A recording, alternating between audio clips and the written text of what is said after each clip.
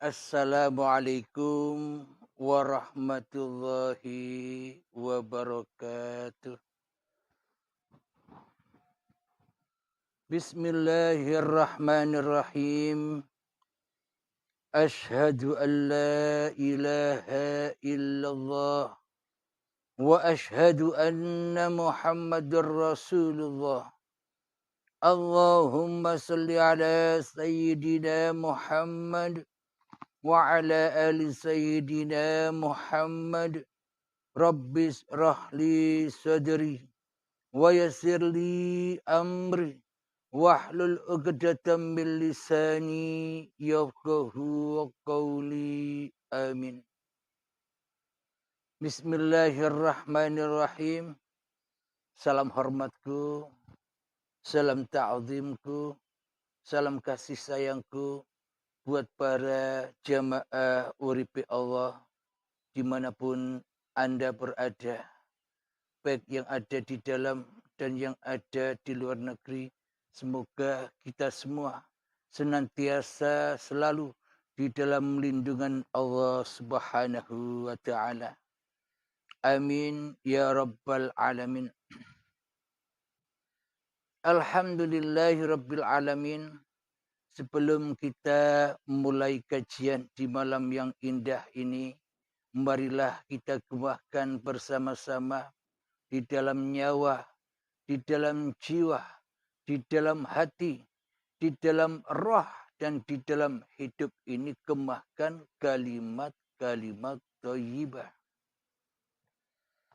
Subhanallah walhamdulillah wa la ilaha illallah wallahu akbar wa la hawla wa la quwwata illa billahil aliyyil azim. Alhamdulillahi rabbil alamin. Kali ini kita kaji tema tentang berbondong-bondongnya manusia masuk ke dalam agama syaitan. Apakah agama syaitan itu? Agama syaitan itu adalah apapun nama-nama agamanya, apapun nama-nama golongannya, apapun nama-nama alirannya, ketika di dalam hati kita masih mentauhidkan hawa nafsu kita, masih mentauhidkan diri kita di hati kita, maka itulah yang dimaksud manusia pada berbondong-bondong masuk agamanya syaitan. Jadi tak melihat agama namanya, tak melihat golongannya namanya apa, tak melihat alirannya apapun, yang terpenting di dalam hatinya masih mewujudkan diri manusianya, menghidupkan diri manusianya, mengkuasakan diri manusianya di hatinya, yang mana masih mentauhidkan makhluknya daripada mentauhidkan Tuhannya, maka semua nama-nama agama, semua nama-nama golongan, semua nama-nama aliran, semuanya itu hanyalah agama, golongan, dan aliran syaitan saja. Jadi tak peduli apa namanya agamanya. Meskipun orang mengaku agamanya Islam, meskipun orang mengaku agamanya Nasrani, meskipun orang mengaku nama agamanya Buddha, Katolik, Hindu, Konghucu, dan sebagainya. Sebanyak nama apapun agama di dunia ini, bila yang wujud, yang nyata, yang hidup masih tauhid manusianya, inilah tanda agama setan.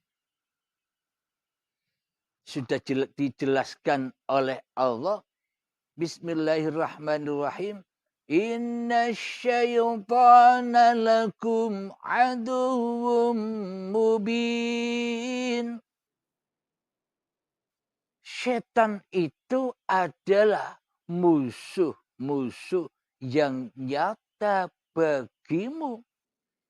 Jadi kita tinggal tengok, kita tinggal lihat siapa yang tauhid di dada kita. Siapa yang kita pertauhidkan di dada kita. Siapa yang kita perwujudkan di dada kita. Siapa yang kita hidupkan di dada kita. Siapa yang kita kuasakan di dada kita selama ini. Kan diri kita sendiri. Ketika wujud diri manusianya, itulah yang dikatakan setan yang nyata itu. Jadi selama ini kita masih beragama agamanya setan. Walaupun berselimut nama-nama agama yang tersebar di dunia ini. Ada Islam, ada Nasrani, Yahudi, Majusi. Semuanya masih masuk agama setan. Bila di dalam hatinya tidak mentauhidkan sang pencipta manusianya. Sadarilah itu semua, wahai sahabatku. Jadi alangkah bersyukurnya kita, terkhususnya diri saya, telah dikenalkan oleh hukum-hukum Allah lewat Al-Quran, lewat An-Nur ini. Jadi semua petunjuk-petunjuk sudah nyata di dalam Al-Quran bagi orang-orang yang berakal. Alhamdulillahirabbil alamin. Jadi kebanyakan manusia tidak mengikuti Al-Quran. Kenapa? Karena dianggapnya Al-Quran di dalam hatinya hanyalah dongeng belaka. Cerita yang ada di dalam Al-Quran diambilnya sambil lalu saja dan bermain-main saja di dunia ini. Disampaikan bagaimanapun, bila tuli buta mata hatinya, ya takkan pernah ada faedahnya. Karena kita masih memeluk agamanya setan di hati kita. Jadi coba timbang-timbang sendiri. Jadi coba hisap-hisap sendiri. Jangan nunggu nanti untuk menghisapnya. Jadi perkiraan di dalam seluruh amal ibadah kita sejak saat akil balik tiba hingga setua ini. Kira-kira sholat dan ibadah kita diterima oleh Allah? Coba ditimbang sendiri. Coba dihayati sendiri. Lah bagaimana mungkin ibadah dan sholat kita diterima oleh Allah. Sementara ibadah dan sholat kita, sholawatan kita, tahajud kita, zikiran kita, baca Al-Quran kita selama ini dipersembahkan kepada setan di hati kita. Bagaimana mungkin semua itu dikatakan ibadah? Bagaimana mungkin semua itu dikatakan sebuah persembahan? Wong yang disembah, yang diabdi di dalam hati kita, yang wujud bukan Allah, tapi setan. Berarti seluruh ibadah, seluruh sholat, seluruh ilmu, seluruh daya upaya yang kita lakukan selama ini hanyalah menjadi api-apinya diri kita sendiri dan membakar hati kita selama ini. Apa buktinya terbakar? Kita merasa bangga dengan apa yang sudah kita peluk. Kita merasa bangga dengan apa yang kita peluk sebagai pilihan agama kita masing-masing. Kita merasa bangga dengan sholat-sholat yang sudah kita kerjakan. Kita merasa bangga dengan ibadah-ibadah yang sudah kita lakukan. Kita merasa bangga dengan seluruh kebaikan-kebaikan yang kita lakukan. Itu semua hanyalah racun-racun neraka. Karena kita berkumpul setan. Setan tempatnya di mana? Di neraka. Nerakanya ada di mana? Qalbun kafirin baitun nas. Rumahnya orang kafir bila yang wujud di dalam hatinya masih manusianya.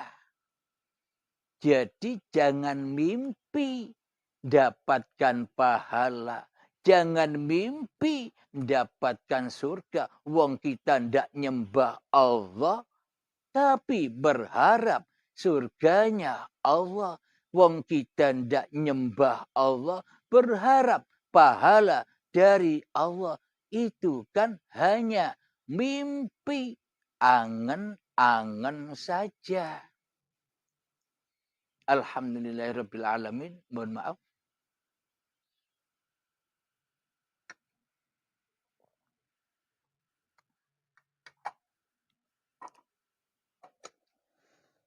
Alhamdulillahirabbil alamin. Sebenarnya selama ini kita telah salah Tuhan. Tuhannya salah. Kenapa? Tuhan yang kita sembah selama ini, Tuhan yang kita abdi selama ini tidak seperti Tuhannya Kanjeng Nabi Muhammad sallallahu alaihi wasallam. Tapi Tuhan yang kita sembah selama ini Tuhannya Fir'aun,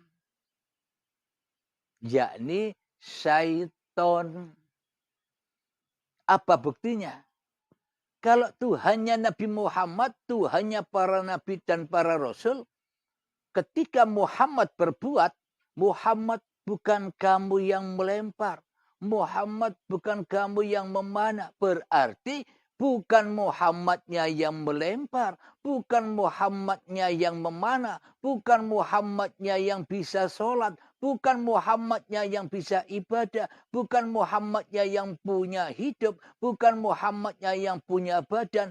Itulah Tuhannya Nabi Muhammad. Yang mana di dalam hati Kanjeng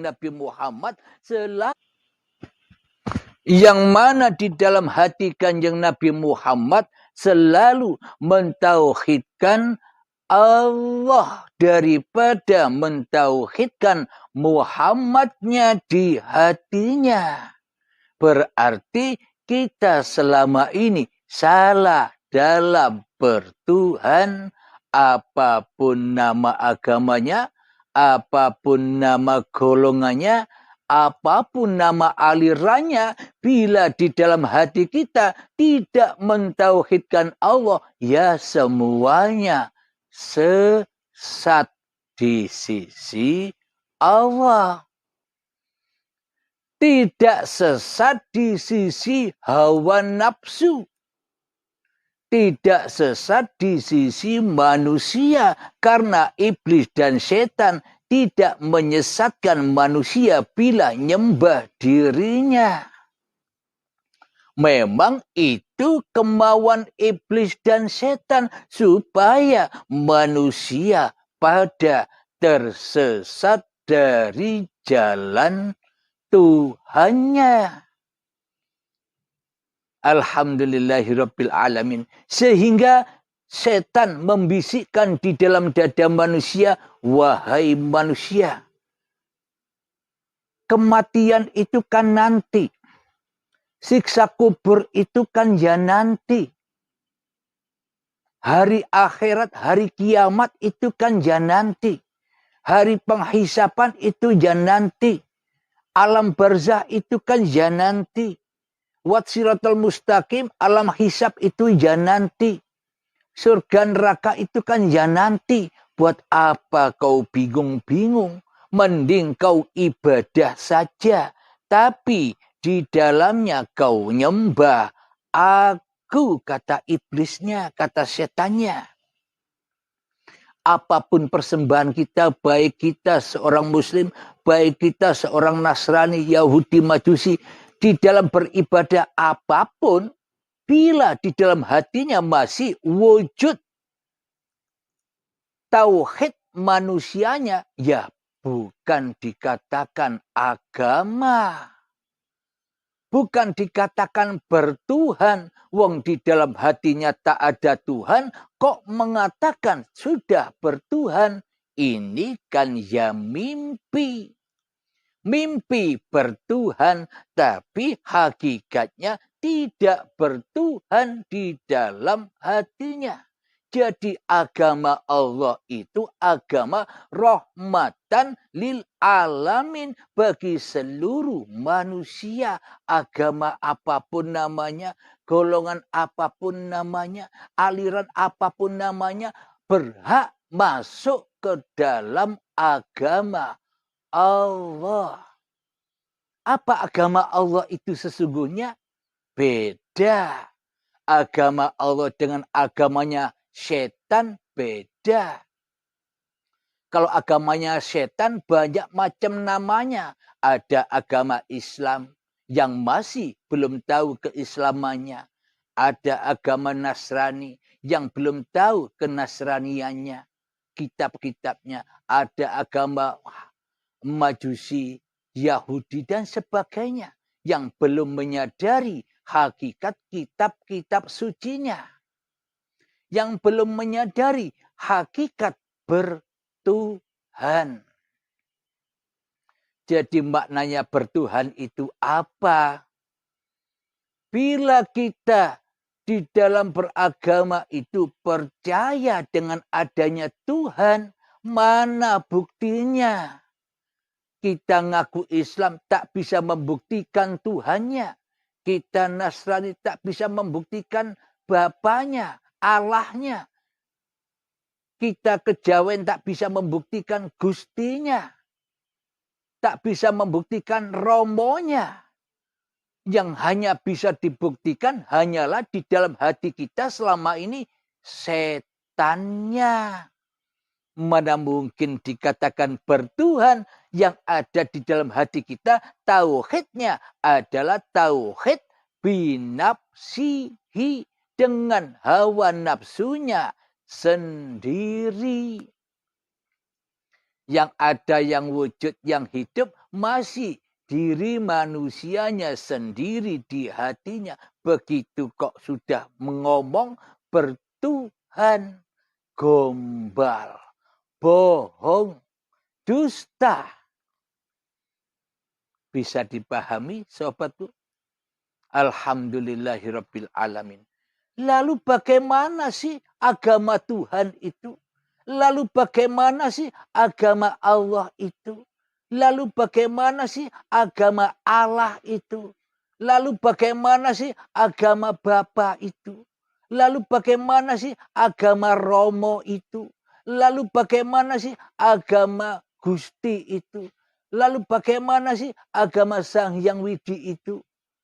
Yang saya sebutkan tadi, nama-nama Tuhan itu aslinya, hakikatnya ya Tuhan yang Esa. Tapi banyak namanya. Tapi sang pemilik namanya hanya Esa. Satu. Ahad, tunggal. Siapa dia? Semua itu ya namanya Uripe Allah. Dialah Tuhan yang berhak disembah. Dialah hidup